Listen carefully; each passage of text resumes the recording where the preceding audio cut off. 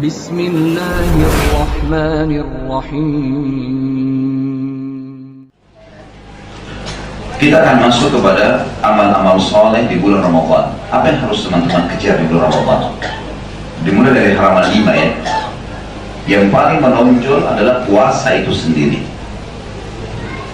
Puasa ini teman-teman sekalian adalah ibadah yang paling dicintai oleh Allah dan paling besar pahalanya. Sholat pun, bakti sama orang tua pun dikalahkan dengan puasa. Bahkan seluruh ibadah yang lain dikalahkan oleh puasa. Beranjak dari sabda Nabi Sallallahu Alaihi Wasallam, di situ ada disebutkan hadis Bukhari Muslim.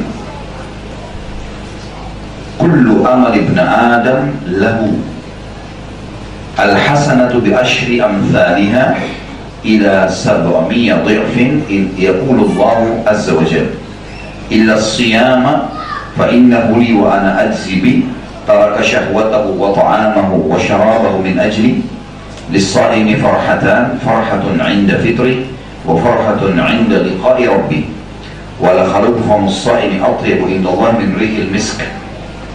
Seluruh amal ibadahnya anak Adam adalah miliknya.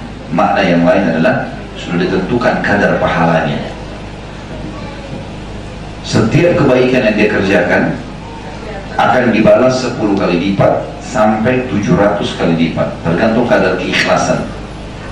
Jadi ada bedanya teman-teman. Kalau kita bangun tengah malam, misal kita terbangun jam 3, jam 4 sebelum azan subuh, lalu kita ingin sholat malam, kita wudhu, sholat dengan baju kita, baju tidur kita sholat selama dari najis, dapat pahala. Tapi beda pahalanya dengan orang yang sebelum tidur sudah niat mau bangun sholat malam, sejadahnya sudah dibubuhi minyak wangi, baju yang disiapkan sholat malam sudah bersih, mukenahnya kalau muslimah sudah bagus, rapi. Dia bangun tidur, dia mandi dulu yang segar, kemudian dia pakai minyak wanginya, dia minum teh hangat, dia punya persiapan yang matang, baru dia sholat. Beda pahalanya. Makanya di sini dikatakan kadar pahala itu bisa 10 kali lipat, ini minimal, sampai 700 kali lipat, tergantung. Ada orang dapat pahala sholatnya dia, azan dia ke masjid dapat pahala. Tapi ada orang ngajak teman-temannya, pahalanya lebih besar. Ada orang yang bangun masjid, pahalanya lebih besar.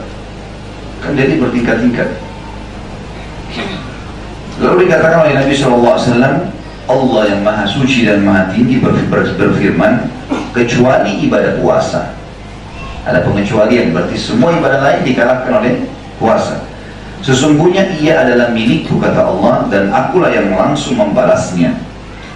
Seorang yang berpuasa telah menahan diri dari syahwat, makanan dan minuman karena aku semata, kata Allah. Ada 2 kegembiraan bagi orang yang sedang berbuka puasa. Ada 2 kegembiraan bagi orang yang puasa. Kegembiraan yang pertama adalah pada saat dia berbuka. Ulama hadis menggambarkan yang dimaksud dengan kegembiraan berbuka 3 hal. Yang pertama, hausnya dan laparnya hilang. Lebih tinggi dari itu, makna yang lain adalah dia berhasil mengalahkan syaitan yang sudah menggoda dia dari sebelum sahur sampai azan maghrib. Godaan syaitan terus supaya dia batalin puasanya, supaya dia berkeluh kesah. Tapi dia berhasil. Ini kegembiraan yang kedua. Kegembiraan maksudnya di poin ini ya, bagaimana pada saat buka puasa. Dan lebih tinggi daripada itu adalah kegembiraan dia bisa melipat gandakan pahala ya, puasa itu dengan membuka puasakan orang lain. Nah, akan ada bahasan nanti sendiri. Artinya dia bisa dapat selain pahala puasanya, pahala puasa 100 orang, 1000 orang, tergantung dia membuka puasakan berapa banyak orang. Maka ini kegembiraan pada saat berbuka puasa. Dan kegembiraan yang kedua tak kala ia bertemu dengan Allah, karena Allah akan memberikan dia balasan surga. Dan sungguh bau mulutnya orang yang berpuasa lebih harum di sisi Allah daripada aroma minyak kasturi. Contoh minyak kasturi teman-teman, minyak yang sangat mahal ya. Kalau yang asli itu mahal sekali. Cuman kalau bau, mungkin tidak semua orang cocok, tapi memang dia minyak wangi yang terkenal sangat mahal. Hanya saja kalau teman-teman lagi umroh, lagi haji, kemudian beli minyak kasturi lalu dia tidak cocok, jangan dia tarik minyak kasturi itu ke hadis ini? Nggak bisa ketemu itu. Karena yang ada di akhirat, karena ini nanti bau mulutnya orang yang puasa ini, sebagian ulama hadis mengatakan di surga nanti. Kalau dia bicara sama penghuni surga, khusus orang yang rutin puasa, mulutnya mengeluarkan wangi kasturi. Jadi ada ekstra tambahan di surga, gitu kan? Kasturinya surga beda dengan kasturi dunia. Sebagaimana beda antara buah-buahan yang disebutkan di dalam Al-Quran tentang buah-buahan surga dan buah-buahan dunia, itu beda dari sisi bentuk, rasa, aroma, dan yang sama hanya nama saja. Seperti misalnya dalam surah Ar-Rahman disebutkan di surga itu ada delima, ada anggur, ada kurma, tapi beda, cuma sama nama saja, beda bentuk, beda rasa, beda aroma. Sebagaimana disebutkan misalnya dalam hadis yang sahih kata Nabi SAW, buah kurma di surga itu besarnya satu buah seperti tempayan, nampan besar untuk taruh nasi. Satu buahnya lebih lembut dari buih, lebih manis daripada madu.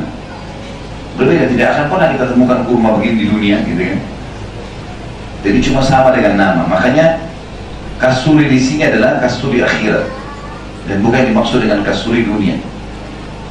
Karena tidak semua orang tentunya, mungkin juga di dunia itu bukan itu yang dimaksud dengan dia, bukan itu dimaksud di akhirat, karena cuma sama nama saja.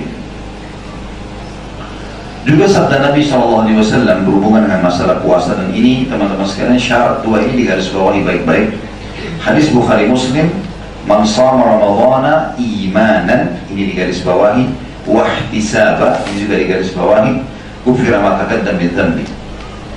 Barang siapa yang berpuasa Ramadan karena keimanan, bukan karena teman-temannya semua puasa, bukan karena lingkungannya puasa, bukan karena tidak enak sama orang, bukan karena sok-sokan mau dibilang puasa.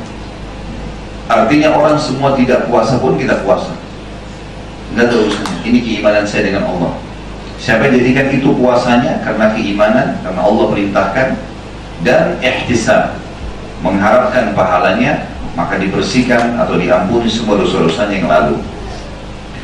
Kata penulis, tentu saja pahala yang besar ini tidak diberikan kepada orang yang hanya menahan diri dari makan dan minum saja, namun diperuntukkan bagi orang yang benar-benar mengaplikasikan nilai-nilai puasa. Jadi ingat, kita juga harus tahu teman-teman, bukan berarti puasanya dari lapar dan haus, tapi harus tinggalkan dosa-dosa, karena nanti puasanya tidak diterima. Contoh misalnya dusta, perkataan dusta atau perbuatan dusta, diangkat oleh penulis hadis Bukhari. Rasulullah SAW bersabda, man lam yadha' qawla az-zuri wal 'amala bih, falaysa lillahi hajatan fi an yadha'a ta'amahu wa syarabah. Barang siapa yang tidak menahan diri dari ucapan dusta dan perkataan dusta atau perbuatan dusta, maka sedikit pun Allah tidak sudi menerima puasanya meskipun ia menahan diri dari makan dan minum. Jadi betul-betul dia berpuasa yang luar biasa di sini. Semuanya ikut berpuasa, berhenti.